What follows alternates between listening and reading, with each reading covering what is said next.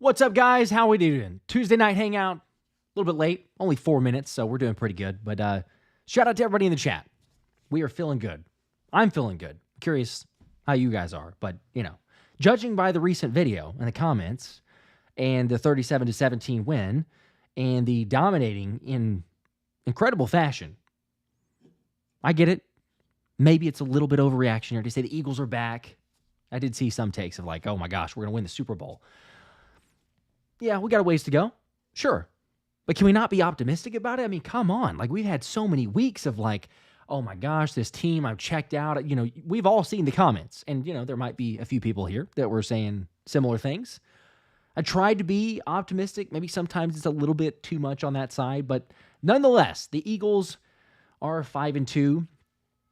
Should be first in the division if it hadn't been for Thomas jinxing it. Obviously, a little tongue-in-cheek. All love for Thomas. By the way, we have an incredible giveaway. I'm sure most of you people have seen the giveaway already between my channel, the last show, Thomas's recap video as well. But lower level tickets is, Thomas is here. Can he get the tickets himself?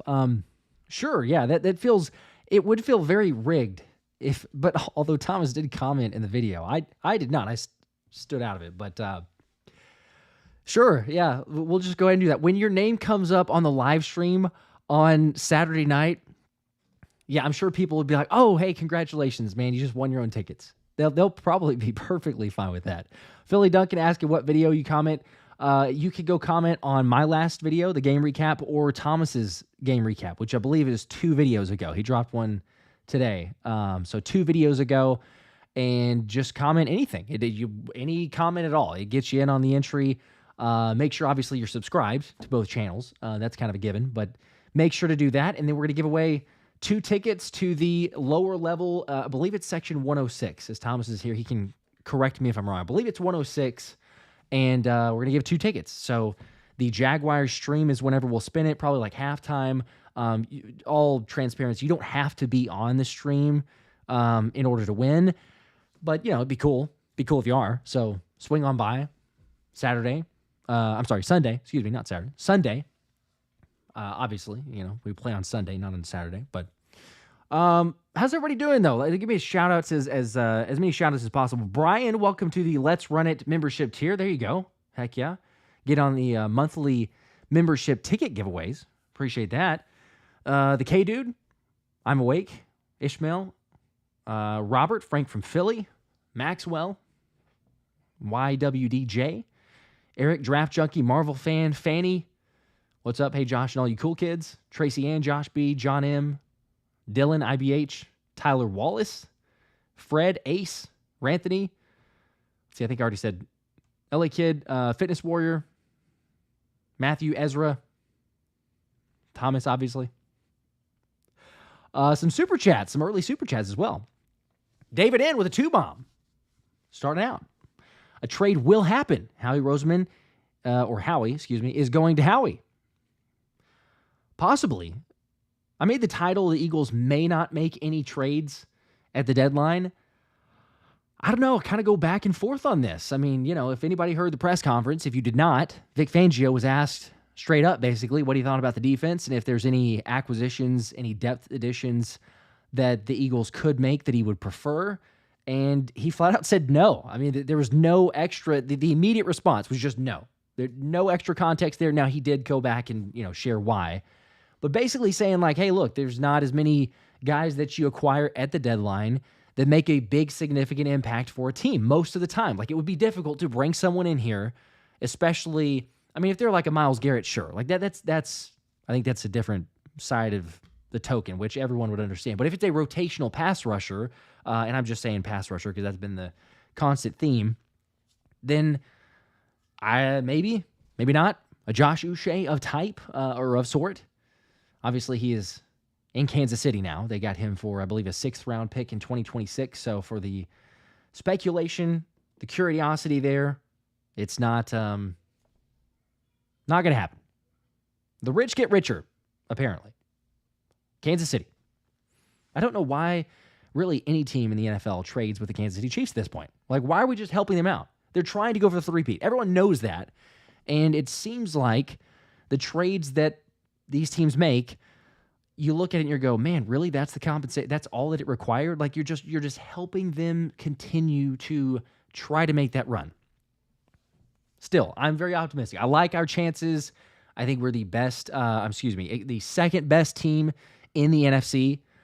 But let me know your thoughts. I mean, I'm curious to get y'all guys just from the game, the overall takeaways. The Bengals, obviously, we're getting slighted a little bit in the national media because, no matter what the Eagles do in a win, we're going to hear that there's always some sort of an excuse. Yet, I mean, ultimately, you look at it, Detroit is Detroit. Like, we'll give that to them. I think objectively, just about everybody would say Detroit is right now currently better, but it's a long season. So I will take being the second best team in the NFC, great odds to win the division, still a great track route to go through, and even potentially sneak into getting a first-round bye, first seed overall. It'd be difficult, but, Detroit has some tough games even within the division. So it's not a foregone conclusion. Speaking of, Justin with the 5-bomb says, besides Detroit and the Commanders, who is the biggest threat to the Eagles in the NFC? That is a fantastic question, Justin. Kind of right on topic. Real quick, before I actually get into that, because I do need to make note of the official sponsor of the Philly Special Show. And if you've not already signed up, there's the QR code, obviously, on this side. Scan the QR code. Use the code Philly Special to get up to $1,000 bonus cash. And hey, right now, if you use the code, you can get, well, that's the wrong page. Here, let me get you the right one. There you go.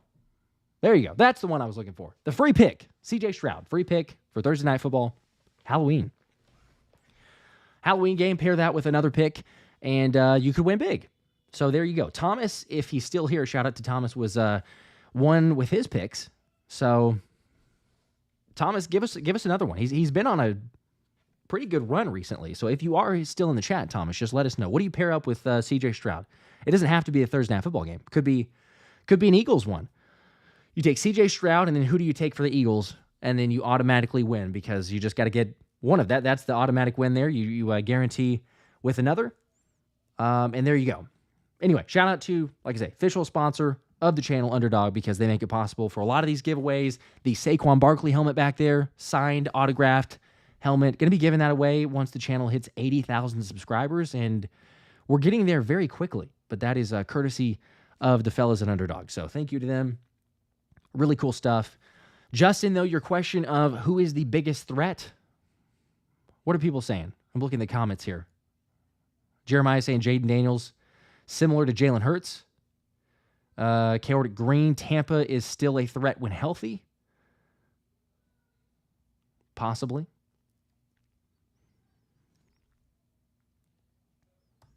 Question is, how many are they going to even be able to make the playoffs? And like to a certain extent, what seed are they going to get in the playoffs? Because the injuries have really decimated Tampa, right? I mean, like Mike Evans out till at least week 11. Chris Godwin done for the year. Not looking so great. Jason, what's up, man? Says, when did Burt Reynolds take over as host? This is it's the power stash, I guess. It's the good luck charm. We've got that combined with bald. Is it bald Sirianni, or I forget the exact nickname everyone's throwing around. But yes, the shave that Sirianni did, and then whenever I did this, and then winning against the Bengals, it's like, okay, I got to keep it. This was not intentional for the game. It was actually a Halloween costume. My brothers and I dressed up as as Mario Party characters, so we were just going for a golf outing, like a scramble there. But then once you had the stash, now it's like, all right, I can't jinx it. Can't change the vibes. I don't know. We'll see. So far, it's stuck. But getting back to Justin's question here, the NFC, who besides Detroit and Washington, the Commanders, who's the biggest threat to the Eagles in the NFC? This is actually a fantastic question for Anthony DiBona, who, by the way, should be joining later tonight, assuming schedule works out and with the kiddos and everything else, but was a definite possibility before this. So stay tuned for that. We'll get Anthony's thoughts. But we could take a look at this because, like we say, Green Bay, Okay, but we've already played Green Bay. Although it is fascinating, you see and hear a lot of the analyst takes and like, oh man, could Philly beat the Packers? Could they? It's like they already beat them. We've already, like, there's already been a game. Now, yeah, sure, it was week 1. It was in Brazil. Like, people want to discredit that and say, oh, it's the field and everything. I was like, both teams had to play on it. And both teams, maybe you want to argue like, oh, but the Packers have gotten better. The Eagles have gotten much better. We played good in that game, but there's a lot of inconsistency. The Eagles have gotten much better. So, I mean, doesn't scare me. Could the Packers win? Sure, but like, it doesn't scare me of Green Bay. We've already beaten them once, like I said. Minnesota and Sam Darnold, it doesn't scare me either. I see Emil and Emily also saying Vikings. Yes, Jason saying Vikings. Let's see. Big D saying Atlanta. Fanny, I see your comment also. Going backwards. Yes, Eduardo. Starting No Shave November. Is it Movember too? I don't know if that's what they say, at least for the stash, but lots of Minnesota comments. And that's fair. I mean, they got a good defense. I don't know. There's just something about Sam Darnold. Like, I'm not totally sold. I think when push comes to shove, as we get later in the year, I'm not saying that Minnesota is fool's gold, but I'm not believing, and they're obviously 5-2 now, but even back whenever they were undefeated, it's like, I don't feel as concerned about them. Then you throw Atlanta in there. We should have won that one. Sure, it was close. Saquon drop, all that, but like Chicago, Arizona, San Francisco, when they can get as healthy as possible. They've obviously lost Ayuk for the season. Christian McCaffrey, who knows? San Francisco could be a threat for sure. I'm not counting them out. When they're clicking, they could be good, but they've had lots of injuries. So I don't know. To me, there's not really a team that is concerning or scary or, I don't know, juggernaut level, however you want to phrase that one, besides the Detroit Lions. And even they can get beat. They do look really, really good. But I like their chances. We're getting better. Damon's with a 5. Appreciate that. So what's up, Josh? St. Louis in the building, watching from work. Support your local UPS. LOL. There you go. Fly, Eagles, fly. And how do you become a member? Okay, I'm just seeing this, by the way. Sorry, I'm getting to the comments in order. Yes, you can become a member of the channel. Let me just post the link for anybody interested. It's in the description, by the way, too, but I'll post it in the chat. If you want to become a member, link in the description. Here is also the link as well. Any members automatically get entered into the monthly ticket giveaway, which is any game of your choice. Last month, a few days ago, we did, because it was the last Friday of the month, we had Dan, and then the one before that was Tequila Lester. So congrats to those members, but based on longevity and as well as membership tier. So kudos to you guys. But appreciate that, Damons. 2 from Devontae said, we need to make a trade to get Budda Baker. Really? You really think Budda Baker? Like, of all trades, I kind of felt like that ship sailed. It's not impossible, I guess, but I don't know. CJ has played better. Early in the year, he struggled, but he's played better. Reed Blankenship has. He's healthy. He stayed healthy. I get if we have an injury, then you're going to say, well, we might want to have a little bit more depth. But I don't know. I'm not necessarily, like last year, sure. We were like, man, we got to get a safety. We got to have better play. Turns out that Kevin Byard was better than what we saw, what he was graded as, how the defense was playing, because he's playing much better in Chicago. But that was defensive coordinator-wise. So you're seeing the difference that Vic Fangio can make. And I don't know. I like Reed Blankenship. I like CJ. As Vic said, he's like, I got my squad, basically. Like, that's paraphrasing. That's basically what he said in the press conference. And heck, we got Sidney Brown, who won't play yet, but eventually, if and when, whether it's injury-wise, whether it's a dime package, him getting some reps here or there's reason to like this squad. So I would not necessarily go in for that type of trade. But you never know. Let's see. Several different comments. Schooler saying, why Budda? Jamar, why? Eduardo, no, we don't need another safety. John, We don't need to make changes by adding new personalities to the locker room. We're good. Seems like most people are on that side. Damon's, welcome to the Let's Run It membership. I see that. Shout out to you. Join there at the Let's Run It membership tier. Access to the ticket giveaways for all new members. Other super chat here. Flipping the Bird. Appreciate the 5. Said if Detroit goes out and gets Crosby or Garrett, we need to match that trade with Crosby or Garrett. It's go time, baby. Yeah, do you think they're going to make that big of a move? I hear you, though. It's fair. If you make I don't know. If they make that big of a trade, then sure. But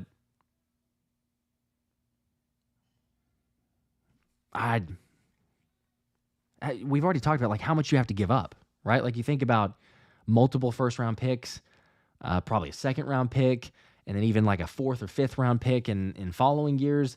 It's a ton to give up. I don't know if you necessarily, I hear you, because it's like, okay, you're measuring yourself against the NFC teams. You see Detroit as the biggest competition. They make a move. The tendency is to, all right, we need to make a move now. But I don't know if that's,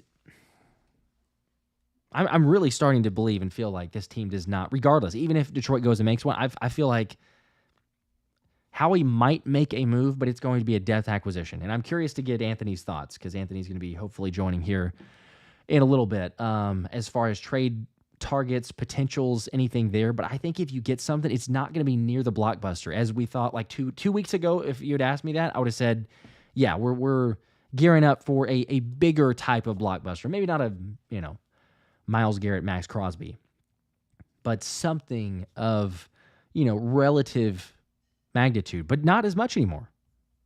I mean, heck, we got to give shout out. You guys know I'm going to do this, but like Nolan Smith is playing incredible. I know it's a small sample size. People want to go, oh, it's only his second season.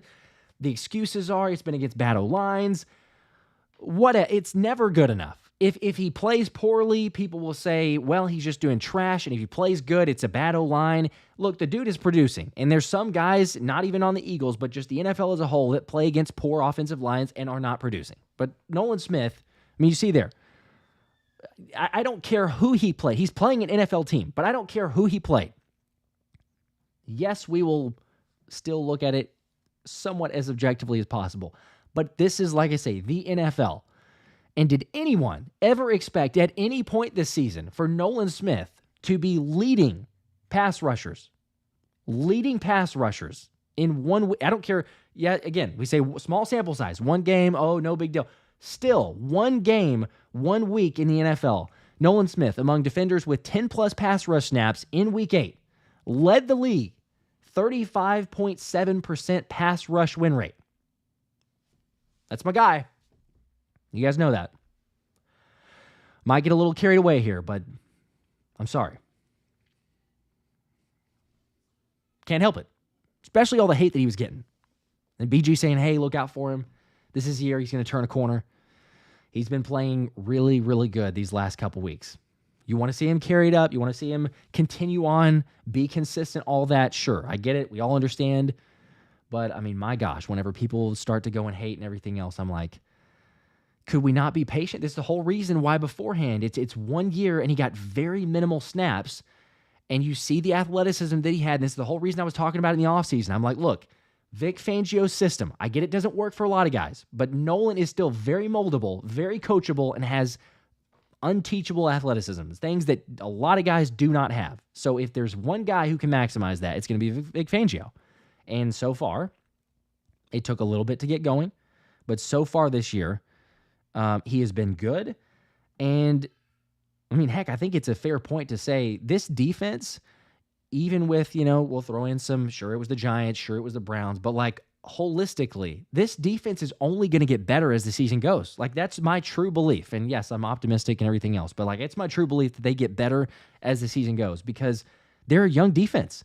This is not an old, aging veteran defense that's kind of like, oh, well, they know what they're doing. This is still a young defense that's learning every week, that's improving every week, that's still growing and finding their identity. Heck, they're physical as can be, but like they're finding identity and continuing to get that confidence. And I'm sorry, like if you look at it from across the league, you got to be thinking to yourself, all right, that Philly defense a little bit different. Maybe more than what people gave him credit for. Anyway, that's why, of course, I had to post, let some people hear it, obviously, of the Nolan Smith haters starting to look a little silly. It's a couple plays, but pressures, getting to the quarterback, athleticism, stopping the run game.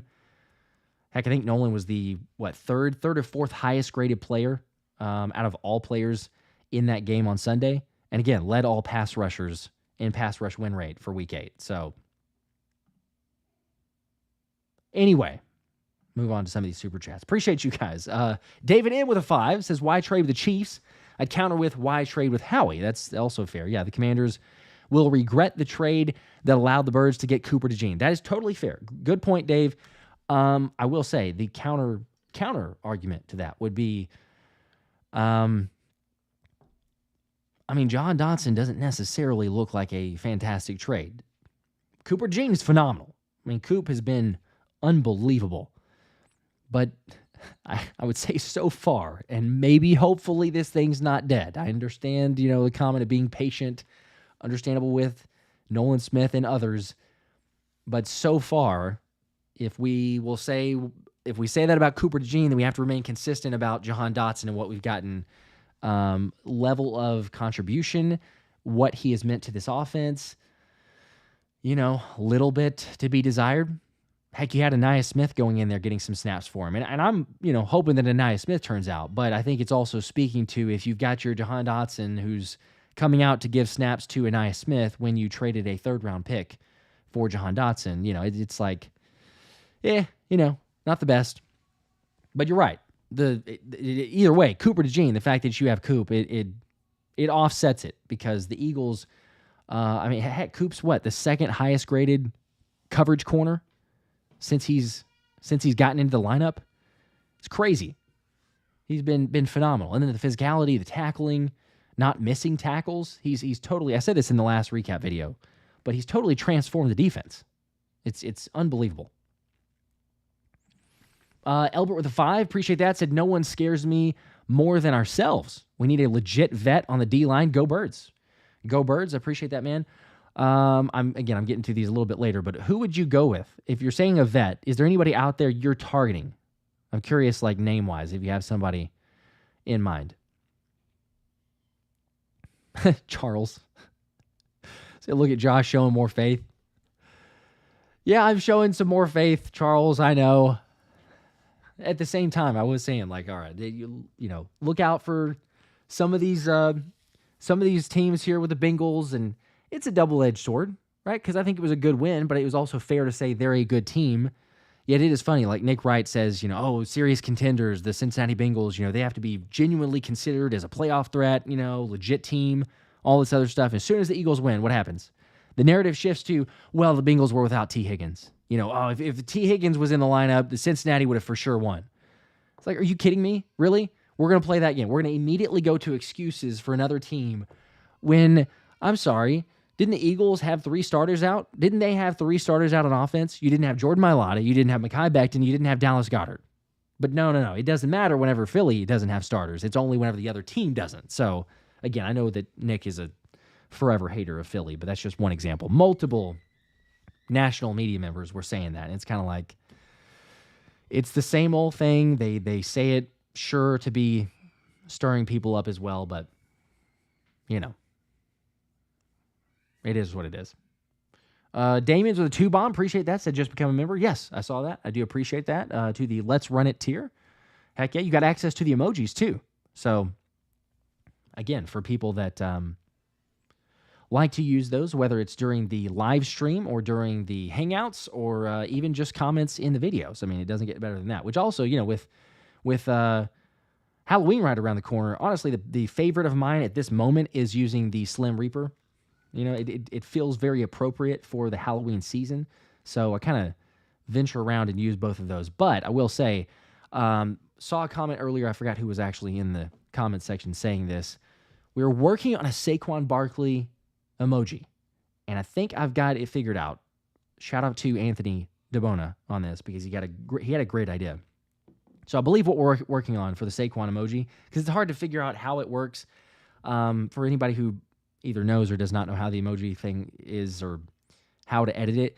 It has to be decent enough quality, but also cartoon-ish to be able to turn it into emoji. If it's too realistic, then it gets very difficult the way that at least my skill set is. I'm sure there's geniuses out there and very skilled experts that can do it, but it needs to be a little bit simpler. So I was like, okay, what do we do for Saquon? But Anthony had a fantastic idea. So I believe the emoji is going to be a SB, but in the form of a Superman logo, because like Smitty said in 2 games ago, when he had 1 catch for -2 yards, he's like, hey, whenever Superman's back there doing what he's doing, me not having a game, 1 catch for -2 yards, it doesn't really matter. Like, I don't need the ball. Superman's got it. So him calling Saquon Superman, it's like, all right, that's not a bad idea. If SB in the shape of Superman, in the Superman colors too. So that will probably be the Saquon emoji coming soon. So stay tuned for that. Should be good. JC with a 5, saying, I've been telling y'all, Nolan is Reddick's replacement. They were compared for a reason. Give Nolan time. He will be an all-pro. You know that I'm going to like that, but let's start with solid season, Pro Bowl, then all-pro. But yes, he's got the skills, and I say this, he has the athleticism, and I think if he's used properly, he can be very effective. The main thing that he still needs to really develop in is the pass rush and multiple moves, but you're starting to see a little bit. You're starting to see a little bit of a counter. He's got more power than he had last year. Remember, he bulked up this past season, 7 or 8 pounds of muscle on. So you see that combined with the speed, and then Vic Fangio being like, all right, sometimes it's a stand-up, sometimes it's having him blitz, sometimes it's moving out in coverage, whether that's necessarily the best play. But you move him around the field, you definitely maximize that athleticism. So definitely a fan of that.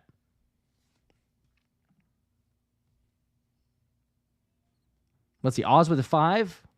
Appreciate that, Oz. Who should get a contract extension? Many players are on a 1 year. This is a great question and absolutely no hesitation for me. Curious if anybody disagrees with this or who you would say. Who do you give a contract extension to first? For me, it is a guarantee that you go give Zach Bond a contract extension. There is no doubt in my mind. If you're going to go do someone first, and shout out to Nick Waters of the Philly Film Room. Great content there, by the way. Go check them out. Make sure to subscribe. But as Nick said, I totally agreed. He says, let's see if I can get this on the screen properly, but all I want for a trade deadline is a new Zach Bond contract. Because that guy's a stud. Frank from Philly saying Saquon Barkley. But he's not he doesn't really classify as we're talking about the 1 year contracts. Yeah, a lot of Zach Bond. John M., Texan Eagle. Fanny saying Rodgers. Hey, Isaiah Rodgers. Big play Zay. Big time, baby. The tip ball to CJ, absolutely. Justin saying Bond and Milton Williams. Lots of Bond and then Rodgers. Tracy Ann, Marnsum, yep. Chaotic Green, Bond, and Davis. Interesting. I haven't seen too many of those. Let's see. Tyler saying Davis plays. Let's see what he's supposed to. Eating up double team, stop the run. He's getting better, but by no means. Hasn't been great. Okay. By no means he hasn't been great. Yeah, he's definitely got to improve. But so far, I will say, like Saquon, stud, everything else, but like when you stack up the players themselves with their contracts, and then I was definitely high, so I'm probably tooting my own horn as far as like where we were thinking about Zach Bond. But general overall expectation and Zach Bond moving to a different position, that's got to be Howie's best signing. Like, to have a starting linebacker to play to the level that Zach Bond is. I mean, 69 tackles. I think he's like 7th in the league in tackles. The dude's crazy in the athleticism, the punch out for the fumble. Shout out to the defense for finally getting a takeaway. It had been maybe a little bit too long. But you could see the vibes of this team are different. Like the celebration on the sideline, the run to the end zone and posing after a turnover, a takeaway, and even Nakobe giving a shout out afterward to Bond of like, yeah, we preached that. We've been talking about it. It's been very different. You got to love it. I have to absolutely love it. Let's see. Flipping the Bird, appreciate another 5. Says, I hear the little one in the background. How's it been being a dad? Does your wife sometimes get annoyed with your YouTube time? Go Birds. Appreciate that. Yes, well, both of the little ones. So I'm not sure which one you heard, actually. We got the 2-year-old who turns 3 very soon, and then we have the 9-month-old.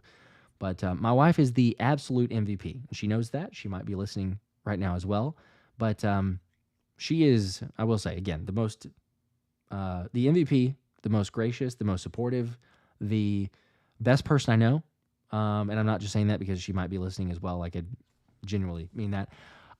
But yeah, does it sometimes take a little bit of extra time and everything else? I'm sure that she probably gets a little bit annoyed. So, but we would try to juggle and balance and everything else. During the season is obviously like, more involved, and when news breaks and everything else, like, it comes with the territory. But again, like I say, there's not anyone more supportive, and she is for sure the MVP of everything. Even though it's behind the scenes, and she's slowly but surely come over and I would say she's probably more of an Eagles fan now than she is a Packers fan, because for people, OGs of the channel, she's from Wisconsin, used to be a Packers fan, but I think that she's kind of fully decided to go Birds, which why not, Let's see, Wendell Day with a 5. I don't see the comment, but appreciate that. And Flipping the Bird, also 2 more. James Bradbury in 2025 6th for Houston's Damian Pierce. Interesting. That is very interesting. Let's see. Actually, I'm going to get to some of these other super chats as well, but it looks like the man himself is available. I teased Anthony DiBona potentially coming on, and it looks like he is joining here. So let's get the man on and ask him some of those questions as well, because we talked about, trade potentials. Who do you go after? What are the odds there? Let's see if I can go on at this point. There we go. We've got it. Hello. We can see you. We can hear you. I'm And here. I was just mentioning your name too. So, Good timing. yes, sir. How's it going? It's going better now that I see that beautiful mustache, but it's things are well. Thanks. Appreciate that. I've gotten mixed reviews. For the most part, it's been supportive, but I've gotten mixed reviews. So you know this because I texted you and I was like, hey, we're doing the Mario party. Phenomenal. For the mustache and everything. But yeah, afterwards I was like, I can't cut it because it's like, it would jinx everything, right? Like, so we can't change anything until we drastically need to, I suppose. But at this point, it just sticks. You can't get rid of it until the Eagles lose, because now it's just like when Nick Sirianni's shaved head, you have to just go with it. I know he's 3-0, and he said, he was like, oh yeah, my wife doesn't really like it. She kind of hates it and everything. So it's kind of growing on my wife in terms of the mustache. No pun intended, it is growing, but it's. I don't know. It's kind of like in an iffy state here. But she's also, I just said before, she is like the most supportive person. Somebody was asking right as you were joining here, like, does YouTube get a little cumbersome with the wife and schedule and everything? Most supportive person, and same thing for the change. She understands. She's like, you know what? If it helps the Eagles win, it'll absolutely be her cross to bear. So exactly. Marriage is all about sacrifices. So she understands that that's true. You have to have a mustache for the Eagles to win and maybe win another Super Bowl, then hey, so be it. She has to take one for the team. Absolutely. Yes, she knows. And she is the best. But speaking of the best, you, sir, are the absolute best. And I know that I mentioned this in the last recording. Let me try to move this Underdog logo because it's kind of covering you up. I had it to the right. Put it right here. Just put it right over here. But for those that are not aware, you might want to tell the people again, you are at DiBona NFL on X and Twitter. If they've already been following, it doesn't change anything, but just for the change of username. But as for the articles written, you're still covering Eagles news, but little update officially if they didn't catch that. Yeah, so Pro Football Network kind of shifted me back to more of a holistic NFL analyst role where I'm covering all 32 teams and whatever's going on around the league. But I have kind of a new home for just my Eagles-based stuff, and that's going to be PhillySportsNetwork.com and Metro Philly as well, which is a newspaper in Philadelphia. So all my stuff is going to be over there. And, you can check it out there. But I'll still be tweeting about mostly the Eagles. So follow me wherever you can. I appreciate anybody that reads my content, and it means more than you know. Heck yeah. There you go. And I will, by the way, for people watching this back, link in the description. So if you're not following already, you missed the change. I have a link for Anthony's articles as well as the Twitter profile. So there you go. LA Kid, member for 4 months, saying no shave November is coming. You know what to do, boys. So there's the extra part as well. It's whatever it takes to win, quite honestly. I mean, that's really what it comes down to. Ryan with a 5, I'm getting through some of these super chats as well, said, I'd like to see Gainwell extended for the right price, but extend Zach Bond and Isaiah Rodgers ASAP. I mean, after what we've seen, like we talked about it before, but it's like it seems like a foregone conclusion. You have to make that move, at least for Bond. For Zach Bond, I feel like before they should even think about making any trades, I feel like you need to lock that guy up, because it seems like he's kind of been like the hidden treasure that they found this offseason, where when he signed, we were initially talking about like, oh, he might be the Andrew Van Ginkel role. And sure enough, he's developed into arguably one of the best inside linebackers in the NFL this season. And he's kind of like the key cog that makes Vic Fangio's like defensive front work because of what he can do. And he can line up as just inside linebacker, then they'll put him on the edge, and it kind of gives you the luxury to kind of give these different pre-snap looks and whatnot. So he's been a huge piece of their defense and the turnaround that they've had. I'll tell you what, we've done lots of recordings, lots of talking, discussion, on the air live, as well as behind the scenes and texting and everything else. And it's like some good, some bad. We've had some ups and downs, obviously, throughout the season. Felt like you kind of turn a corner. You build some momentum off of this one. But the Bengals game, I mean, there's so many wins. It might be Zach Bond because, the Eagles had 2 linebackers as the highest graded based on PFF gradings, but still the highest graded in the league. I don't think I ever would have expected to see that from Eagles linebackers, even for 1 week. But what was your... Can you narrow it down to like biggest takeaway, or even like maybe top 3 takeaways for the Eagles Bengals game and the positives there? So I've got like 3 in mind, and I'm not going to really give the linebackers that praise right now. I mean, obviously they're playing at an elite level, and it's a crazy time in Philadelphia, because it felt like years ago, like for the last 10, 20 years, that like linebacker and cornerback were such big issues for the Eagles, and now it's like their strong points on this defense. So that's kind of crazy. But first off, I feel like you have to mention the 2 young cornerbacks in Quinyon Mitchell and Cooper Dejean, especially Cooper Dejean, because just it seems like ever since he's been inserted into that starting nickel like role, that the entire defense looks drastically different. I mean, the communication has been better. They've been more physical, and just that tackle for loss on Jamar Chase kind of summed it all up. Where you're just like, it was such a statement play, and it just seems like such like a drastic difference between him and then when Devontae Maddox was in there. So I feel like those 2, and then obviously Quinyon Mitchell, he continues to just shut down whatever receivers put in front of him, Mike Evans, Malik Neighbors, and now the receivers that he faced, Jamar Chase and whoever else. But it's just like he keeps passing all the tests with flying colors, and it just seems like there's such a good foundation set in place now in Philadelphia secondary. And then moving on, I feel like you have to shout out your boy, Nolan Smith. I mean, he was kind of quiet those first couple of weeks, and people were like, oh, he's a bust. This is who they took him over, blah, blah, blah. And then sure enough, last 3 games, he's been arguably he's clearly their best pass rusher the last couple of games, and he's ranked up there with the best in the league over the last couple of games. So 2.5 sacks in his last 3 games, and maybe he should have had a full sack against them as well. But I mean, the steps that he's taking has kind of helped the defense move forward. And then lastly, I mean, you have to mention Jalen Hurts. I've been one of his bigger critics as far as early in the season, saying that it looked like he regressed, and there were questions about if he can kind of keep it up and stop the turnover problems. But he's been on absolute fire since the bye week, and his best game came against the Bengals, where it looked like he was kind of returning to that MVP form that we saw in 2022. So the Eagles are moving in the right direction, and it seems like they're going to take advantage of a relatively easy schedule moving forward too.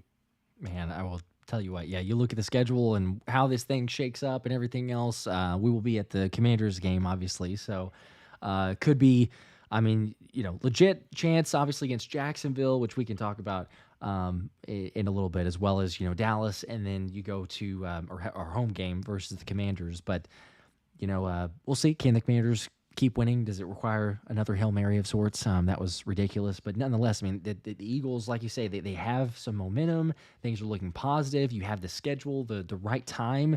And if you just keep building on that, again, if Jalen Hurts is playing at that level, it is. It's an MVP type of conversation, not turning the football over. He looked aggressive and decisive for me was maybe the couple biggest things there, because it's like, instead of in the past, we're seeing like, oh man, he's kind of scared or timid or however we want to phrase that. or beforehand it was too loose with the football because he was turning it over. It's like he found that happy medium of like, okay, I know where to go with the football. And, we talk about all the time, like his work ethic and everything else there. And it's like Sirianni saying, yeah, but he had a good practice. He was trying to correct his mistakes. So whether it was looking on the film and going, man, I'm missing throws over the middle. It is open. I should take advantage of it. But something clicked against the Bengals defense. And, he ran whenever he needed to. He played more aggressively. I saw some comments saying like, yeah, but I don't want him to get hurt. And it's like, I get that, but he kind of comes with the territory of Jalen. Like Jalen Hurts is at his best when he is that dual threat, like a smart dual threat quarterback, but still take advantage and make the defense pay whenever he's running.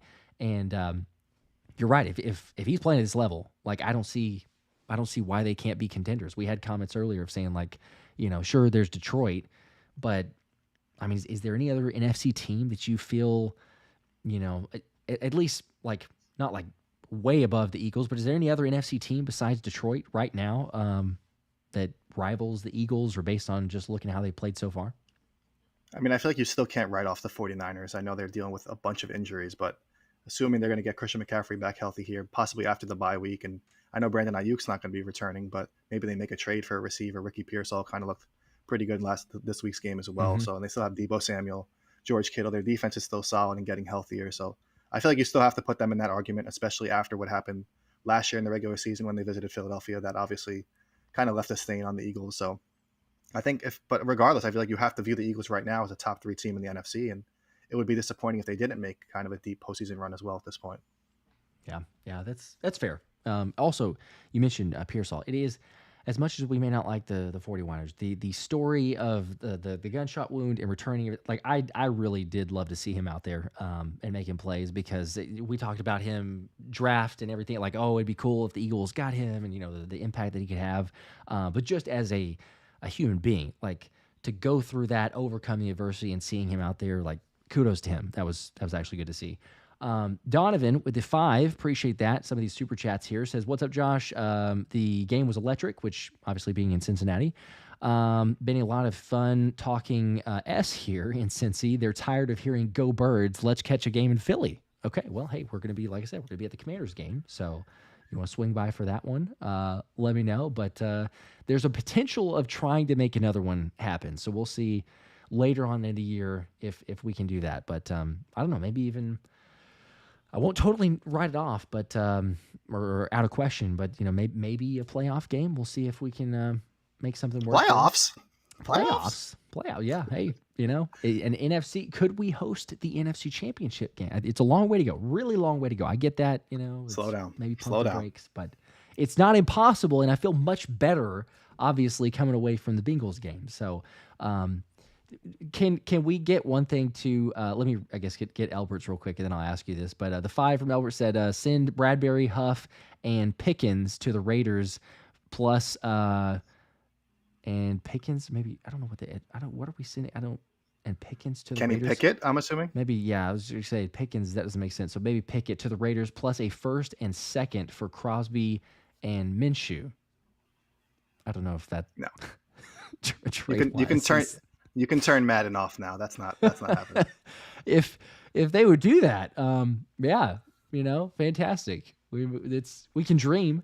It's nothing wrong with that, I suppose. But the question that I was going to ask though is, with this squad beating Cincinnati beforehand, I get the whole like, oh, they only beat the Giants, they only beat the Browns. Like we were just kind of write that off. Sure, they played better, especially the Giants, but sure they played better. Started to see some things, but not the best offenses. Everyone understands that. So there's excuses, and that's fine. But Cincinnati, a hungry team, a team that historically plays very well at this time, even despite their shaky starts early in the season. Joe Burrow at home, since he had not won at home this year so far. Like a lot of reasons to be like, look out. The Bengals were favored based on the spread. The Bengals were favored in the game for a reason. So all those things considered. Now they were without T. Higgins. But it's fascinating how so quickly it can be the Eagles are a fluke and they didn't play that well and they're just lucky, to then beat the Bengals, who everyone prior to this game were going, oh, the Bengals are good. They're a good team. They're going to beat the Eagles. They're going to put them in a place.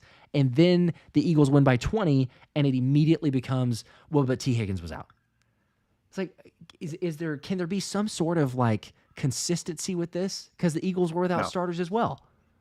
no. I mean, you just looking back, even to we've had people bringing up like, oh, they beat the Saints early in the season. Like that was a good win against a terrible team. But at that point, people were ready to praise Clint Kubiak as the next Sean McVay, and they were like looking like they were going to just go 17-0 and score 40 points a game. But then the Eagles beat them, and now Derek Carr's hurt, and they've lost however many games in a row. And now it's like, oh, the Saints were terrible. Like people don't put these games into perspective.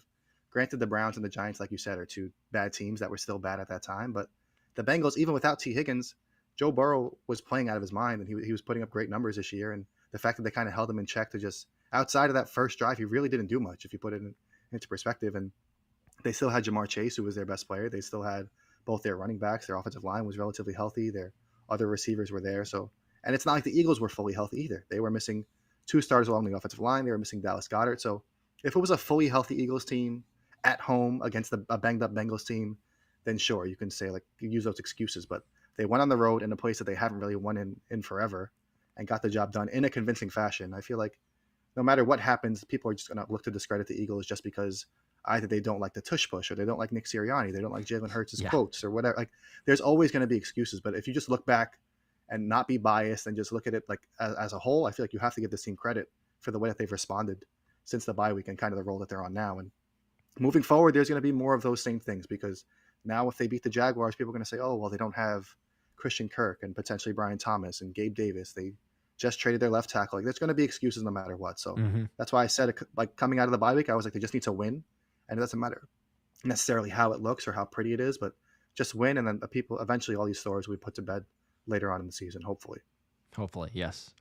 Very much so, which I don't know what it'll take necessarily to get there because and we've mentioned this a couple different times, but it's like you're damned if you do, you're damned if you don't. Like as soon as they win, then it's immediate. Like, well, but they have the superstar roster, right? Even with some injury, but they still have the superstar roster. But then if they lose, then obviously you go, well, but they have a superstar roster. They should not be losing these games. So it doesn't just, help Jalen. Just look at after the Giants game when they were like, oh, Jalen Hurts can't execute basic concepts. Like they're just creating narratives to just like try and boost themselves up. Or I mean, these are well-respected people. I mean, Greg Cosell or whoever you want to look at it, just these guys are guys that actually watch the film. But then to say stuff like that, it just kind of discredits all the work that you have put in over the years because it's just like, no, he just made a mistake or two here and there. It's not like it's been like this the whole time. And he's playing much better football. He's not turning the ball over.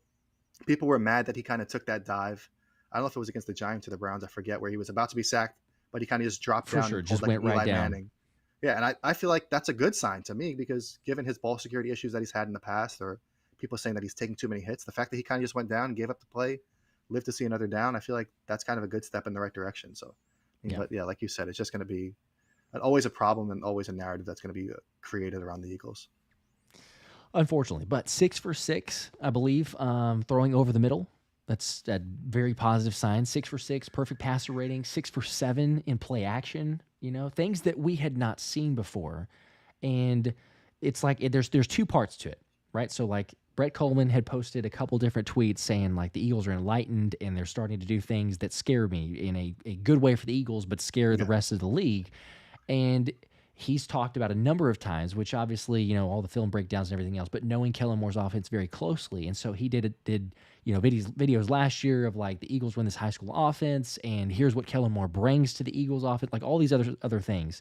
And we talked tons of different recordings and videos and everything else of like, here's what we hope to see. Will we get some play action? Will we see some under center? Obviously, training camp comes along, preseason, and there's some hope. There's some promise there. Then it's been this very, slow downhill, dissension, I guess, or not a good promising sign because it's like, oh, we saw some in week 1 and then it got worse. And I know there were some injuries and you can't run full offenses and everything else, but it was to an extreme. But from this game, a big takeaway is obviously like the Eagles did a lot more of a Kellen Moore offense. And I know we can't ever know for sure, like, oh, what exact percentage is Sirianni calling plays? But you, without a doubt, can go back and look historically at what does Kellen Moore offenses look like, what does Sirianni offenses look like, and know that the bulk of the plays that were run was Kellen Moore's system, scheme, play calling, and Jalen Hurts executing it at a very high level. So to me, that was probably the biggest takeaway and the biggest promise. And, again, then the extra proof is in the pudding, so to speak, is like Well, yeah, and he played so well. Like, he played one of the best games that he has, I mean, certainly since 2022, but even in his entire career. I mean, it applies to not only the offense, but the defense as well, that you could just see that as the weeks go on, it's just these are new coordinators and they're getting more and more comfortable. Not only are the coordinators getting more comfortable with the players, but the players are obviously getting more comfortable with the system as well. So, I mean, but the offense, like you said, the fact that we saw play action from under center, play action from the pistol, play action from shotgun. I mean, the only kind of negative that I had from the game is that they should kind of throw away those screen passes and those swing passes that they were just, it felt like it was just like a tackle for loss every time. Yeah. Those got to go. I mean, I guess you want to stretch the field that way, I guess, and keep the defense kind of honest, but at the same time, it just seemed like a wasted play every time. So that's my only criticism regarding the offense so far. But like you said, we're never going to know exactly how much of it is Kellen Moore, but you can kind of tell after watching kind of a Nick Sirianni offense for 3 or 4 years now that you can tell, like, oh, when they go empty and it's just verticals or whatever, like you could tell these certain looks just scream Nick Sirianni, where there's a lack of like movement before the snap, and then there's a lack of like route creativity after the snap in terms of where the players are lining up and if they're running across the middle. So clearly it seems like as the season progresses and coming out of the bye week that Kellen Moore is having more of an influence and the offense is flourishing because of it. Yeah, absolutely. Because it's not like you've got Kellen Moore, who does like to run play action, who does like to run outside zone, who does like to be under center, all these other areas, who does like to attack over the middle of the field. And Nick Sirianni, who is not historically, and then just be like, oh, no, but that's Nick Sirianni. We just so drastically changed. And Kellen Moore had no input either, by the way. So it's like, yeah, we can put 2 and 2 together. It's just a positive because we are starting to see that change. And even Hurts talked about it. He's like, yeah, under center helps us. We want to impose ourselves. We want to be a successful offense. He's like, I'm confident in it. I'm pushing it. I want to go that route. So you can even hear him too. And he's just got different vibes about him this year. I love the way that he's presenting himself in front of the media, in front of the public, but also you see him on the sidelines. More importantly, he's having some fun. You're starting to see more of that confidence in building this offense. So all around, it's a lot of positive. Bald Eagle with a 2 here said Davis, Gainwell, and a 4th for Myles Garrett. So, sure, yeah. Once again, we're playing Madden. It sounds like everyone said yes to that, but I'm not one to put percentages on things anymore. I've retired from that business, but no more. I feel pretty confident, like in saying that Myles Garrett and Maxx Crosby are not coming to Philadelphia. So I would kind of temper your expectations as far as like a trade deadline move in that regard. I feel like we've kind of seen Howie Roseman make small trades here and there at the trade deadline, but he usually saves the massive deals for the offseason. Yeah, and you mentioned you had a great article as well recently of the trade deadline moves and historic success or not success and where that's gone. So, yeah, I don't know that necessarily that we want to go that route. And even Vic Fangio, he said for his defense in the presser today, basically asked, do you want to move? Do you expect to move? And just no, like nothing. That was good enough for him. Nope. And then obviously they want more clarification. So eventually he shared more, but I was like, that's great. I love that. It's the best, like going from a Nick Sirianni press conference where he just like takes accountability for everything, whether was his fault or it's not his fault. And then you have like Vic Fangio, who's just brutally honest. And he's like, oh, this guy didn't play good. No, I don't want that to happen. No, I don't want Cooper Dejean returning punts. Like he doesn't care. He's at that point where he's like got 1 foot out the door. He's like that old retired guy at your job. It's just like, what are they going to do? Fire me? I'll get my papers in my back pocket. Like, yep. I feel like you do that all the time. So just Vic Fangio, just unfiltered, and it's just very refreshing to watch his press conferences. That's great. Yeah, you're right. Because he's been around so long. He doesn't care. Like when he makes the comment about Cooper Dejean, he's like, he knows he's been around long enough, so he's got to know this is going to happen. But like when he made the comment about Cooper Dejean not returning punts, then Michael Clay comes in either right after him or maybe Kellen Moore was the coordinator and then Michael Clay. But it kind of took Clay back, it looked like, whenever that press conference happened, because like, hey, Fangio said that he doesn't want Cooper Dejean back there. Have you thought about blah, blah, blah? And then, Clay's got to sit there and go, he's got to process that and think, oh, man, like Vic said this to you. So, like, I got to have some sort of response and be like, well, yeah, like we don't want guys getting hurt, but, we have versatility and blah, blah. That's why we have so many. So he gave the PC answer, but I'm sure that he's thinking like, okay, well, every once in a while, you might be surprised with a Vic Fangio honesty take and then have to answer to the media whenever they follow up with a question like that. He was probably thinking like, wait, you already took Britton Covey away from me. He got hurt. And now Cooper Dejean, you're going to take him away from me? Like, what am I? I'm losing all my good punt returners. What's going on? Yeah. You don't want to lose those. Oddly enough, though, and I getting caught up in the emotions of the game, which, by the way, I'm going to get to these other super chats, too, and run through those. But the oddity was that the Eagles never forced a punt, and I didn't realize that until I was going back through and looking at the game recap, and I was like, oh dang, like the defense played really good, but the reason was just turnover on downs or end of halves or end of game situation. There wasn't an actual punt, and then turnovers obviously too. So we never even got to know for sure if it would have been an Ainias Smith or Cooper Dejean back. I feel like it would have been Cooper Dejean probably. Even the statements recently. You don't know for sure yet if Ainias Smith's going to get there because I think Clay said he wants to get Ainias Smith like fully comfortable in that role before they make a 100% transition. But still, we won't ever know because they didn't have a punt yet. This is different than the 49ers game last year where there was no forced punt and we got obliterated.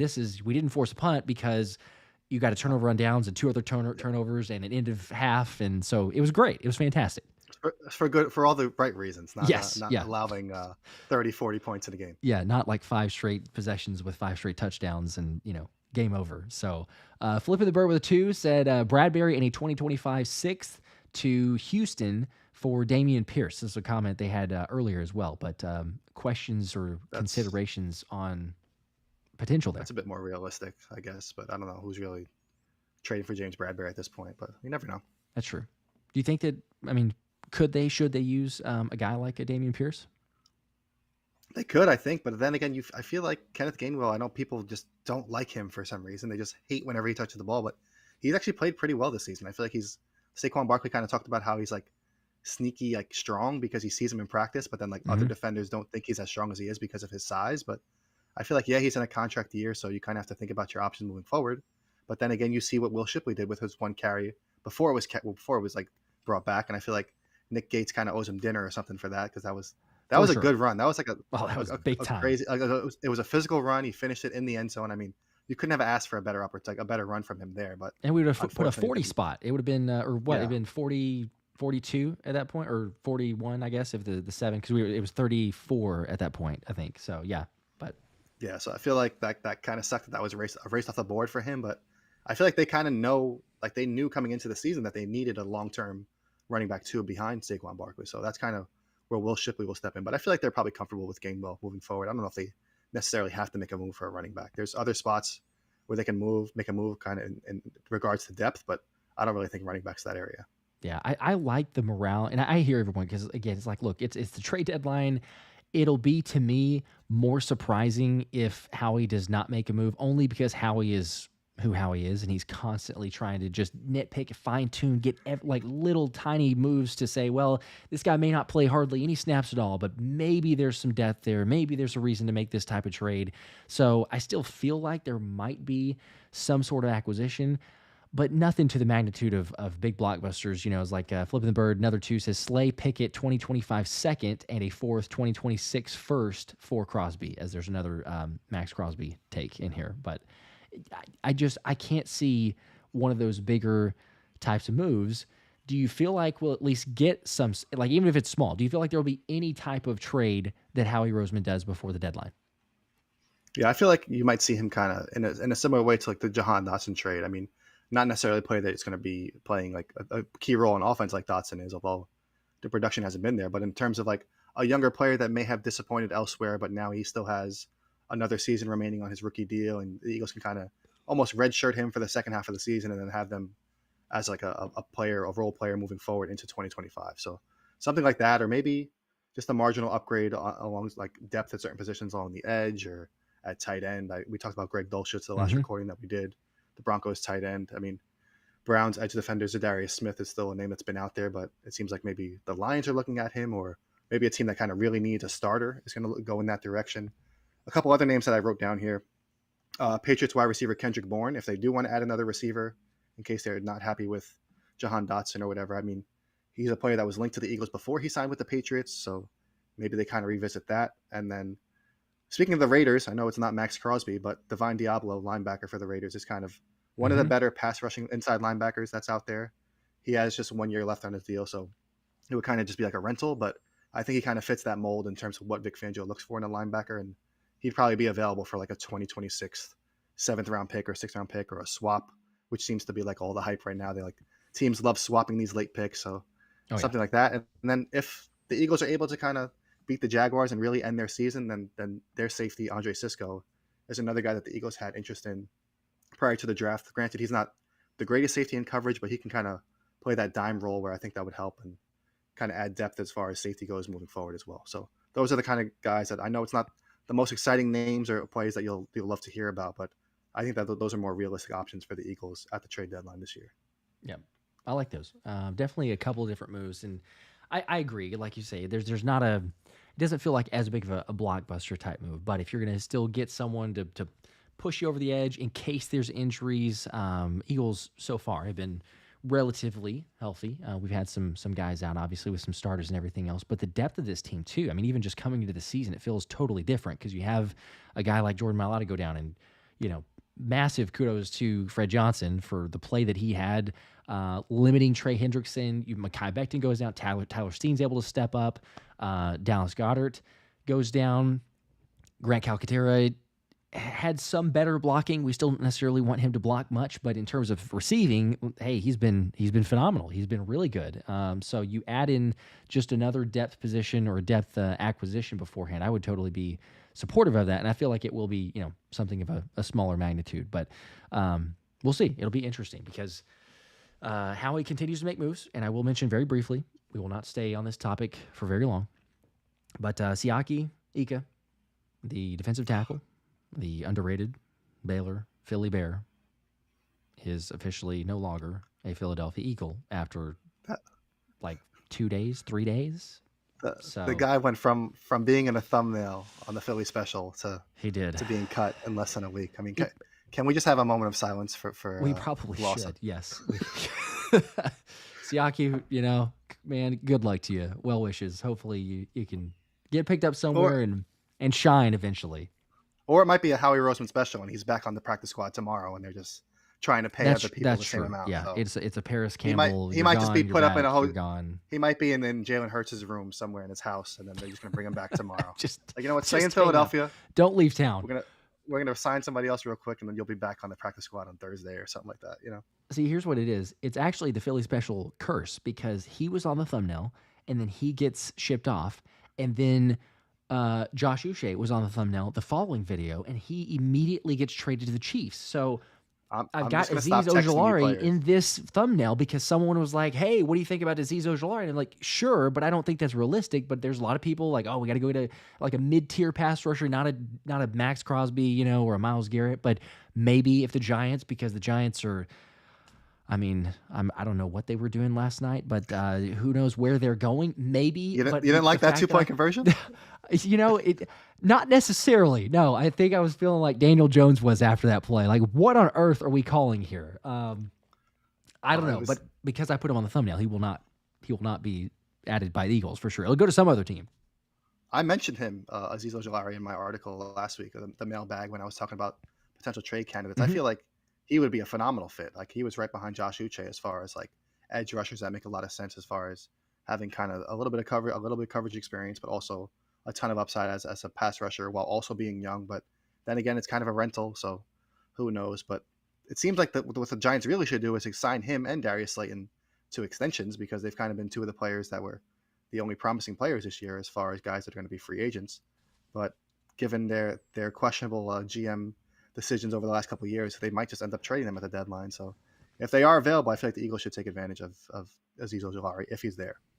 I would definitely be in favor of that one. And again, you look at teams that if they are selling or if they're finally ready to make a different move, make an organizational shift, decide that we are maybe going to clean house and just start this thing completely over because of where it's headed. Who knows? But it's also a division rival, so they perhaps would be like, we'll look at other deals. We can get some other deals from some other teams. Even if it's a little bit worse, we might trade them off to some other. But Oz here with a 2 says Nick Sirianni out of the kitchen, more under center. That is also true. There was a tweet here not too long ago, actually, from Brian Baldinger, who was breaking down the uses of play action passes, helping the rhythm and timing of the throws. And then, there's a commenter from an individual asking any idea why it took him 8 weeks to do this. And then Brian or Baldy responded saying a few guys were tired of the offense and spoke up, which is very interesting because he's really close with Lane Johnson. So the natural inclination would say, well, that might be probably Lane as one of those. But regardless, getting some inside information from Baldy there, we all love it, yes, because Sirianni is out of the kitchen more. We saw very big differences in this Bengals game, and hopefully it leads to more of that. But I guess if anything, it speaks to the leadership of this team and seeing like, look, we've got a squad, we've got playmakers, we've got ability on this team, and something with the coaching, whether it was Sirianni or we can insert whoever it was, but they have a type of meeting of sorts and say, look, we need to change this. And even if we don't agree, we don't like Sirianni, there's a lot of criticism that has gone around. If there's one thing that I can say, at least, and maybe it's just to save his job, but at least he's been willing, even if it's a little bit late, but been willing to say, all right, I'm going to finally maybe give this thing off a little bit more. Maybe I'm going to step back and be even less involved with the offense. And if it continues in that route, like we were saying earlier, then it's a positive. But certainly interesting that the players had a coup of sorts and changed things up.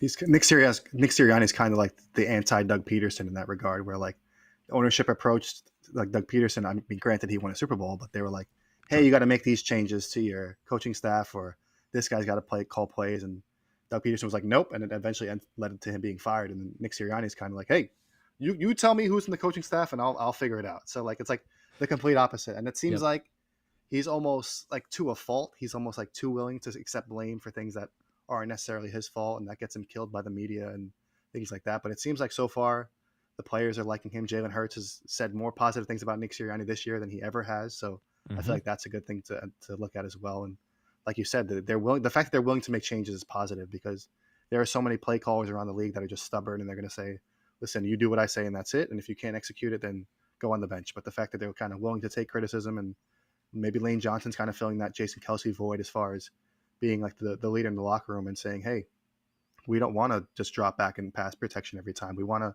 be the aggressor and run blocking and setting up the play action, going under center, things like that. So offensive linemen would always much rather prefer to kind of run block and be the aggressor instead of kind of sitting back and waiting for a defensive lineman to attack them in pass protection. So if it's working, then just stick with it and see what happens. You bring up a great point there, because, in the past you would listen to what Jason Kelsey's saying after a game, because he was going to tell more of the truth, right? And they're still kind of under wraps with the media, and you don't usually get the full-blown, like, call someone out directly, but you get more so from that. But you mentioned Vic Fangio being the brutally honest on the defense. Like, if you want to know what's going on, just ask Vic Fangio in a presser, and he will tell you who played well, who did not play well, and where this thing's headed.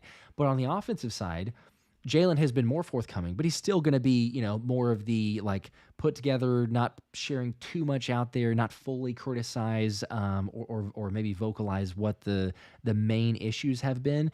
But I think you're right. Like, Lane Johnson has been one of those guys this year, because, you think back to the viral comment that he made about a constipated offense. And he's like, look, I'm going to call it like I see it. I'm not going to be like, well, we're getting things together. We're going to figure this thing out. It's like, no, we're not. We are not figuring things out. This offense is way too difficult. It's a constipated offense. There's things that we're not doing that we could, and we have the playmakers here. And it's like, thank you.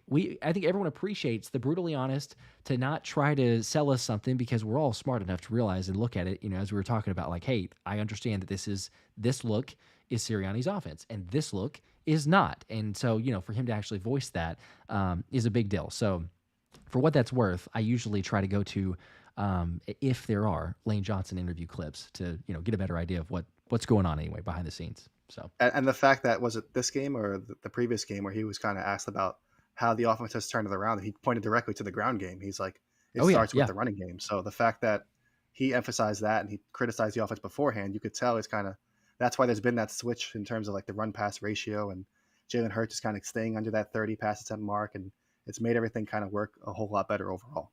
Yeah. Yep. For sure. You did mention also, and a good point from, Sirianni being the willing to maybe change things up or do what the front office would prefer. But with Jacksonville and Doug Peterson, the difference is there.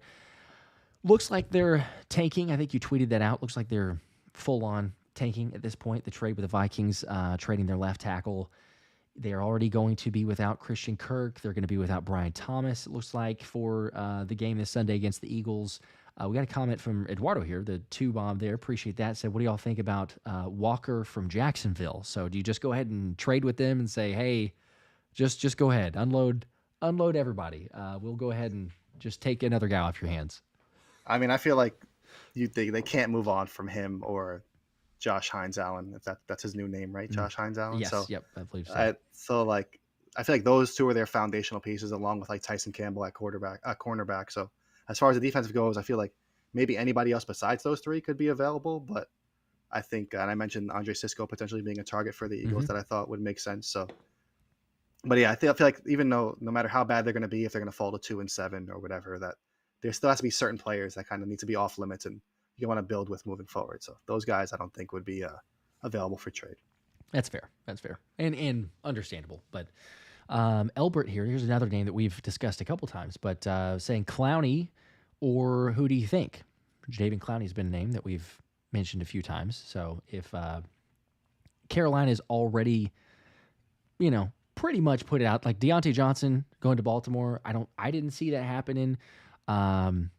Actually, I think you jinxed it because you said Houston, and then almost immediately, literally the news like was 10 minutes like, "Here later. you go, Baltimore! I mean, congratulations!" They also, once the whole league learned that Stephon Diggs was gone for the season with a torn ACL, I'm sure all of a sudden everybody was calling about Deontay Johnson because they're like, "Well, we don't really have time to wait because now we know Houston's probably going to try and call for him." So it just felt like a matter of time before somebody traded for him once that Diggs news came out. But I thought Houston would be a little bit more aggressive, but it seemed like Baltimore already had planted the seed there in that regard. Yeah, you're right. They were anyone in the wide receiver market. As soon as that news, they're like, okay, you know what? We got to move on this really quickly. We're not letting them get in last second and still a wide receiver target. But losing to Cleveland will do something to you. Yeah, as far as Clowney goes, I feel like he's another guy kind of similar to Zadarius Smith or even Preston Smith from the Packers, who's been reported as being available in trade talk. So any of those three would be like the kind of the veteran presence that you need besides Brandon Graham, where they're kind of a proven player that's kind of been able to stand up and in like a rushing stance and then drop out in coverage a little bit, but also play against the run. So I feel like considering that they aren't really using Jalix Hunt yet, and I feel like you don't want Brandon Graham playing as many snaps as he has this season, if you can kind of get somebody to fill that void where they play maybe like 10 to 15 snaps and rotate in, then Jadeveon Clowney could fit that role as well. And I think he does have another year left of his contract. I believe he signed a 2-year, like $18 million or $20 million deal with the Panthers. So, which is relatively cheap given what the edge rusher market is. So, for sure, still been like pretty productive regardless of his age. So that wouldn't be too bad of a deal for the Eagles to make either. Yeah, that one would be. We've had a couple discussions on that one, but certainly one that I would be in favor of, depending on if you can make the compensation work. Damon's here with the 2 saying, talk that talk, Josh. Fly Eagles fly. Yes, we will. I was trying to stay optimistic as well as let people hear, about the Nolan Smith hype and everything on that side. Make sure that some people that were calling him a bust and, others on Twitter that I was sharing, it's a lot quieter these days for the Nolan Smith haters, but, you got to let him hear it. Marcus also saying, Josh, what's really good? Went to Philly. The Flyers won and the Birds won. Heck yeah. Marcus, you just have to stay. You have to stay in Philly until we lose. So that's the way this thing works. The stash is staying. You're staying in Philly. Get a hotel. That's it. Figure it out. Figure it out. Yeah. I have to get a different job. Hopefully you can work from home. David here with a 10. Appreciate that. Says, let the haters continue to hate. Let them continue to think that their defense is still bad, the Eagles' defense, and Hurts is still turnover prone. Media narrative does not need to change. They play better when doubted. I think. Yeah, I mean, underdog mindset. I tweeted about it earlier in regards to like the defensive turnaround. I'm just trying to pull it up right here. So last year, Vic Fangio's defense with Miami was awful through the first 4 weeks, similar to how Philadelphia was this year, and then they kind of turned around over the final 13 games. And the Eagles this season, in the first 4 games, they allowed 24 points per game and 365.8 total yards per game, which were 2 of the worst marks in the league. And then since the bye week, they've allowed just 12 points per game, so literally half the amount of points per game. Jeez. And 214.3 total yards per game. So in the matter of these last 3 games, they've become one of the best defenses in the NFL. I mean, granted, you could argue about who didn't play or the teams that they played, but you can only play who's on your schedule. So it's promising given how they were defeated by teams that they should have beat last season, and now they're beating the teams that they are supposed to be beating. So you can't really complain in that regard. If they're winning, they're winning, and it seems like the defense is heading in the right direction too. So it's an exciting time in Philadelphia right now. Right. Yes. And I'll also say this too. We're everyone's on the same page as it was just Cleveland, it was just New York, but at the same time, it is the NFL.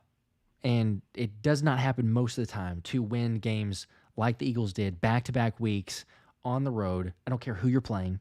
You win by 20 plus points. I mean, I think it'd been like since I believe it was Reuben Frank maybe who posted like 70 something years since that had happened of the Eagles back-to-back road games, 20 plus points or winning by 20 plus points. So it doesn't happen. And then you even look, sure, the Giants lost to the Steelers, but the Steelers have a good defense. I think everyone would agree with that. But they still allowed 390 total yards last night. So it's like, come on, you can't have it both ways. Yes, the Giants still only scored 18, but we held them to 3. I know there's some differences there, and we could make all sorts of excuses and everything else, but ultimately it's like, look, defense showed up. You take care of whoever you're playing.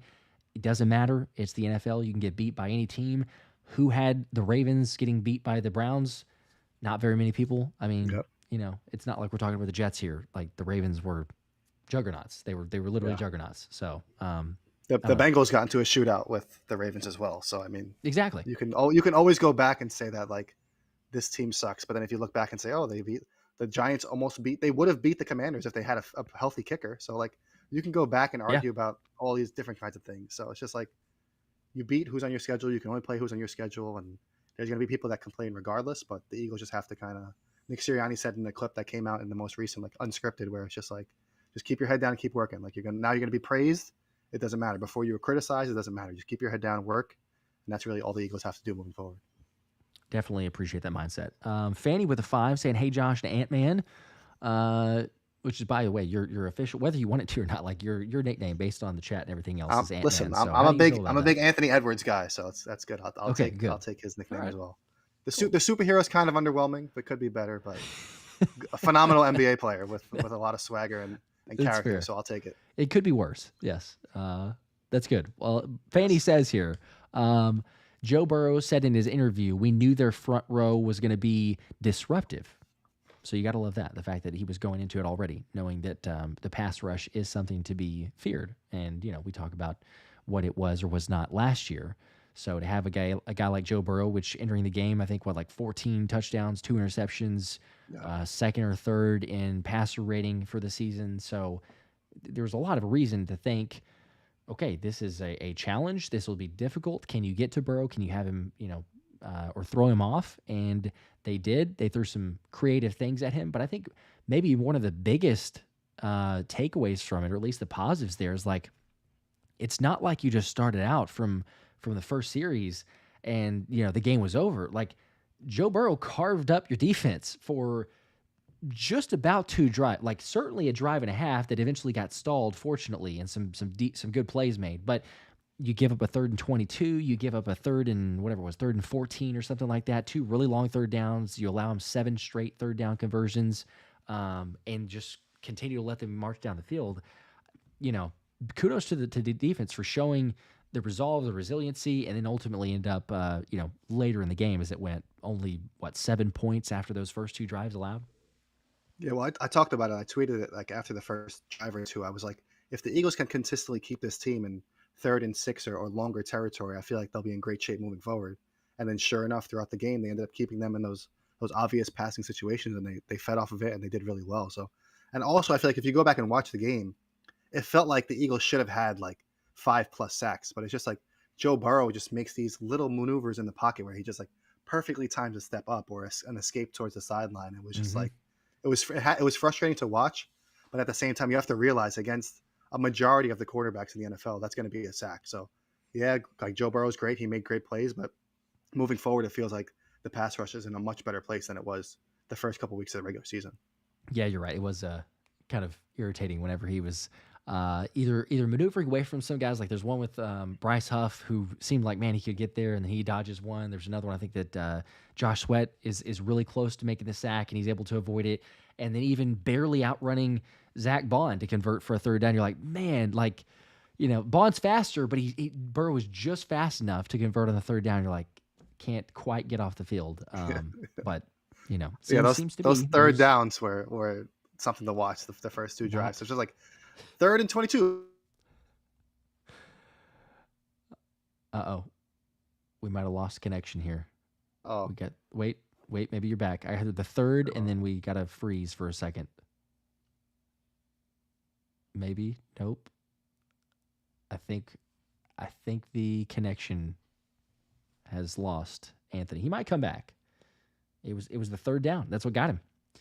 Got him off the field on a 3rd down. Let's see. He's coming back. We'll see if we can get this connection a little better. There we go. Am I good now? I think should be better. Okay. Okay. I don't know what happened. I started talking about the 3rd downs, and both of our computers didn't want to hear it. It's a 3rd down. Nope. I'm done talking about the 3rd down. But I was just saying that it felt like Mike Gesicki was just making every catch and like every conversion. So yeah, that was frustrating to watch, but eventually it kind of caught up with them, and they weren't able to keep doing it. So yeah, definitely with plays being made all around, and the punch out, as we said, with Zach Bond, everything there. Philly Don with a 2 saying, I want to see Hurts under center a lot more. I mean, I think everybody would agree with that. I mean, you look at this offense with the playmakers you have, Saquon, Barkley, we talked about all the efficiency and everything else, but when you are under center, you're able to use play action, you're able to throw off the defense, they're expecting a run of sorts, and it's just a lot more confusing. You still have your RPO, you still have, options in the gun, you still have a lot of snaps where they're going to run from the gun. That's fine. But when we have differences and changes in formation, it just naturally makes life a little bit more difficult. Whereas, opposed to last season, it was like every single time we say, hey, 97% of the time, you can just guarantee yourself before they even walk out there, the Eagles will be in gun. Not a doubt. They will be in gun. So for sure, we're all of that mindset. Also, Philly Don saying this line is more suited for the run game and play action, the playing out of the shotgun every down, than playing out of the shotgun every down. Reason sacks are down the last couple games. Could be another thing, too. Especially with Jordan Mailata being out, I feel like if Fred Johnson is in there, it kind of helps to kind of give help on his side with either 12 personnel or just doing, like you said, those under center snaps where gives them a little bit more time to establish themselves in pass protection if you're running out of fake or things like that. So it seems like if Jalen Hurts is comfortable with it, it seems like it needs to be a more like an included part of the offense. I mean, you're not going to go 100% of the time under the center, but because then you kind of lose Jalen Hurts' ability to kind of keep the ball and run, which he looked good doing against the Bengals. So a good mix of both is where you can keep the defense honest is kind of the good point where they need to be at. Yep. Last one here from Tyler. Appreciate the 5. Says, do you think Trayvon Walker edge, which we kind of already went on to, but got the other question here, was getting to him. But do you think Trayvon Walker edge from Jags is available? If so, what do you think it'll take to acquire them? Which we kind of already talked. Probably not. That's just little. I mean, especially the year he's having this year, I feel like he's looked really promising. So if he is available, then I would be surprised. But if he is, then I think it would probably take a similar package to what it would take to get a Myles Garrett or Maxx Crosby, because it would probably be a future first-round pick or multiple second-round picks, something like that in that regard.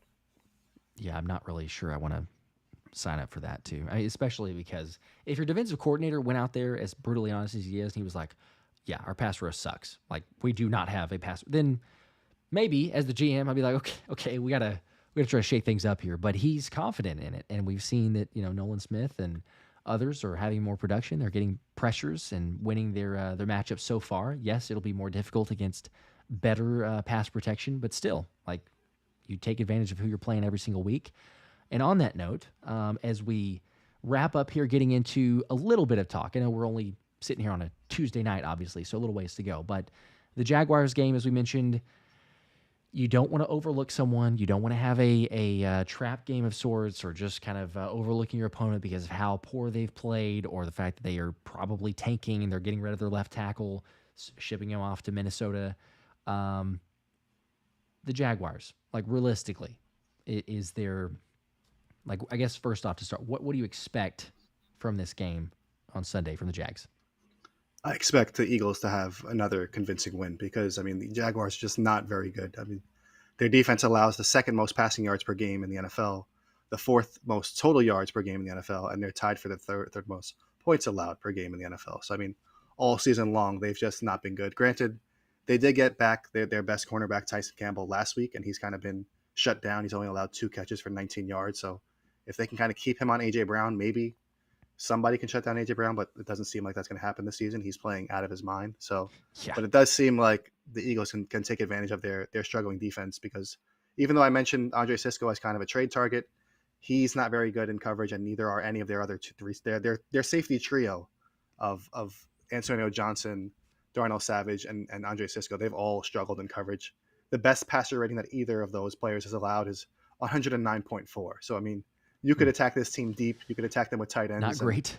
Yeah, they can just kind of have their way in that regard. And so if I expect another kind of Jalen Hurts masterclass, maybe we're getting too comfortable with how well the offense has played in recent weeks, but I feel like this is the perfect matchup to kind of build on that and just keep dominating a defense that they should play well against. 7.5 is what the spread currently is. So Eagles favored by 7.5. It feels like they should cover that one. I agree with you. I think that they should be able to take advantage. This Jacksonville team is not that great, especially you take away Christian Kirk and Brian Thomas and who knows who else they'll trade by the time we get to that game. But it's also Kelly Green week. So I was literally thinking that, like, in my next response. Yep, I was gonna say, because I was gonna say, listen, you're playing at home, and lately at home they've been kind of shaky. They have like those rough starts, so like you have to factor that in. But then Kelly Green kind of voids all of that, so it seems like it should be a convincing win. So it's the trump card. I mean, you just automatically say, hey, what do you need? If you need a win, you just go ahead and put the Kelly Green jerseys on, and that's what's going to do it. And Shady, unfortunately, it's not a Sunday Night Football game because it was going to be, and then it got flexed. But it's going to be the Shady induction, I believe, right? They're honoring Shady for that one. So I believe so. Halftime. Yeah. So unless they change, I don't think they did, but I know it was supposed to be Sunday Night Football. I assume it'll still take place. So you got that and the Kelly Green. Yeah, they're not losing. I can't see how they will.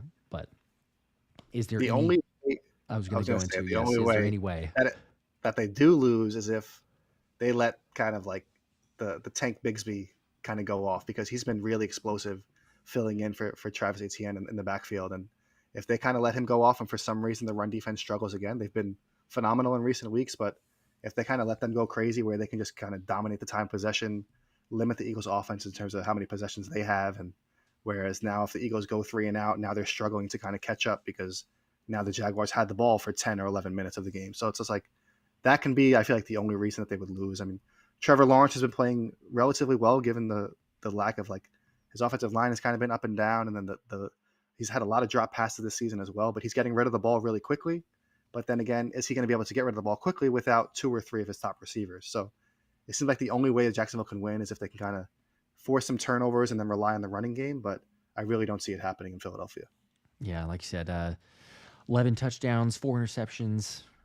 Trevor Lawrence, I'm with you on that. If especially if they get behind, it's like, okay, you got to start changing things up, and then maybe the pass rush is able to get home even more, and this whole thing snowballs. Like the Eagles team, the makeup of it, they're definitely much better momentum, but we've said this for weeks. They're built to play from ahead. Like you get the lead, your defense is built to have a lead, try to protect a lead, play a little bit more aggressive, get sacks, pass rush, all of that, and then run the football becomes even more dominant at that point. So Theo Stubbs with a 2 said pass rush is strong, just need to finish tackles. Some of it, yeah. I mean, from the Joe Burrow comment as well, but it's been fairly. I think that are they first since the bye week in sacks? I think I saw that stat, or they're like really close. They're like top 3 in the league for sure. I think they might be first since the bye week. I know their missed tackles has dropped significantly too. So I feel like since that bye week, I don't know what that incident Nakobe Dean was talking about that you referenced in one of your videos, or like whatever happened during that bye week, they need to bottle it up and just save it for future seasons during a bye week and just use that, because whatever it did, it flipped the switch and the team looks entirely different since then. Whatever it is, just replay the incident. Have somebody else come in. There's all sorts of conspiracy theories as we talked about. Like was it Devin White because he was released very soon around that time? Maybe he was upset and that was the incident. Other people were saying no, it was CJ with Slay's comment, and so they went. And again, it's all speculation. Who knows? But whatever it was, it did flip a switch, and we started to see much better play. So.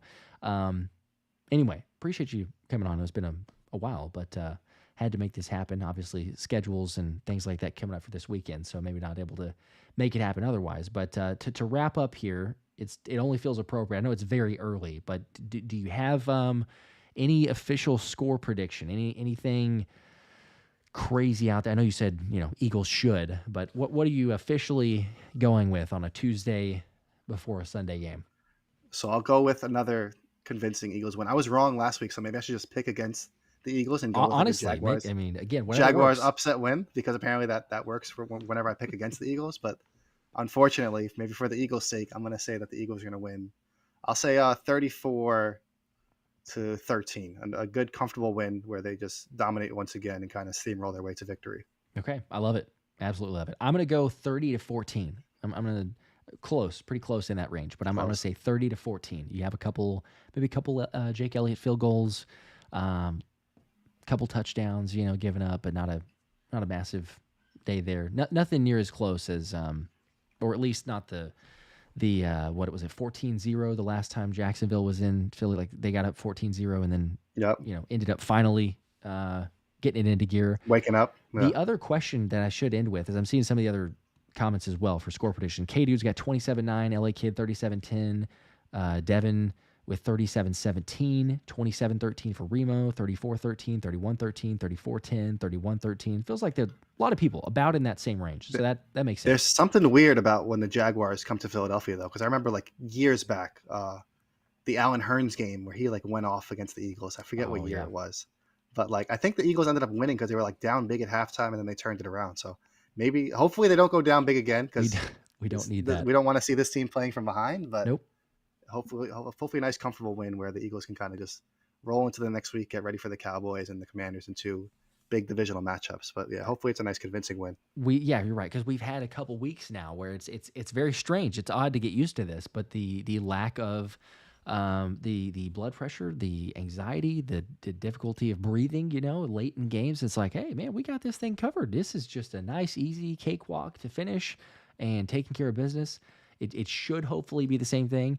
But the other question to this is, do the Eagles finally score in the first quarter? Do they finally break that streak? It's ridiculous here that week 9, and they have still not done that. But we're 5-2, so like maybe it doesn't matter. But like, is this finally the week? Your prediction? I mean, it's unfair because last week they technically scored in their first possession. It's true, but the Bengals had the ball for so damn long that they still have not. When I saw all those graphics popping up, I was like, that's not fair. But then again, it's true technically. Yes, so, yes. But yes, I think, especially if the Eagles lose the coin toss, because then maybe they'll get the ball first, and that gives them kind of a better chance. Maybe they'll have like two possessions in the first quarter instead of just one. But yeah, I think this will be finally the week that they get that monkey off their back and they score in the first quarter for the first time officially. So. Okay. That'll be nice. I'm agreeing also. I'm predicting that they do score first. They get on the board. It's a touchdown. I'm going to say. Here we go. Getting spicy. I'm gonna go with. This is not going to be like an outlier prediction. I'm just going to go with. I'm going to go with a Saquon touchdown.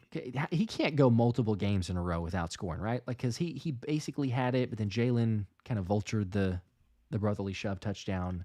He should have had it. So. He had Saquon Barkley spike the ball after one of those. He probably felt bad. Yes. Like he treated them like an offensive lineman. He's like, "Here, you spike this." Oh, totally. Yes, yeah. It's going to be all throughout the year, the entire season. But the one thing about the Jaguars defense that's been surprising all season is that their run defense is actually relatively good. So maybe they kind of force the Eagles to kind of air out the ball, which might play into their hands pretty well because the Eagles have kind of relied on the ground game, but. I think regardless, I think the Eagles win pretty convincingly. Maybe we'll see a Ben Van Sumeren carry or reception for the first time ever. That would be kind of fun. That would be. I'm not predicting that. I'm just saying it would be fun to see. But I want Ben Van Sumeren on the field at all times. That guy is just fun to watch because So even if he blocks a guy that's like 5 yards away from the actual action, he's still celebrating and loving every second of it. So it's just the physicality. Yeah, you can tell he doesn't care who it is. But I know exactly what you're talking about. You see some of the footage of him and you're like, I appreciate the fact that you just lit that dude up, but like It had no change, no impact at all on the play. Like, some helpless nickel is getting just obliterated there on the side, and they're like, "Bro, what are you doing?" Like, I'm not going to tackle Saquon. I'm so far away from the play, but you know what? Hey, more power to him. Keep doing it. He's like a heat-seeking missile. He just sees his target. He is. Locks on. That's it. If it's gonna have an impact or not, it doesn't matter. He's hitting that guy. Oh yeah. You gotta love it. That's what makes it fun. But like I say, it's so much more fun when the Eagles are playing this way. We see the vibes of the team. Lots more hype. We're not totally going out there. I'm not even saying it. We have seen some, comments of other people like, "Oh, Super Bowl and everything," but still, like, we're building. This thing's building. So, reason to be optimistic. Appreciate you coming on again as always, though. And for people hanging out in the chat, if you have not, make sure to follow Mr. DiBona himself. That is at DiBona NFL. Yes, Eagles reporter and NFL analyst, dual roles there. Anything else? Any last takeaways, predictions, expectations, whether trade deadline and or Eagles, Jags, anything you want to leave us with? No predictions. I just think, like I said, watch out for one of those like marginal depth additions at the trade deadline. I don't think it's going to be anything too big, but I threw names out there, but I'll throw them out there again. Zadarius Smith. I guess you could throw Jadeveon Clowney in there too. Greg Dulcich, Kendrick Bourne, Divine Diablo from the Raiders, Andre Sisco. Those are all guys that kind of make sense in that regard in terms of the positions they play and what they would likely cost in a trade as well. So those are names I'm looking at. And then kind of a personal shout out for Philly Sports Network. I'll be doing my second Eagles mailbag. So I'll be doing that actually right after I get off this. So if anybody wants to go send me a question on Twitter, you can do that now before I start writing, and I'll try to answer it in the mailbag as well. So there you go. Sweet. Go ahead and do that. Actually, let me, just so I'll save some people some time real quick before we should be one of my more recent tweets. I think I shared it again. Okay. Yes. Yep. I'm going to post this in the comments section just in case you're wanting to throw those out there because, as always, Anthony does fantastic work, but make sure to get those. I try. Get those in. Let's see. Here's the link here.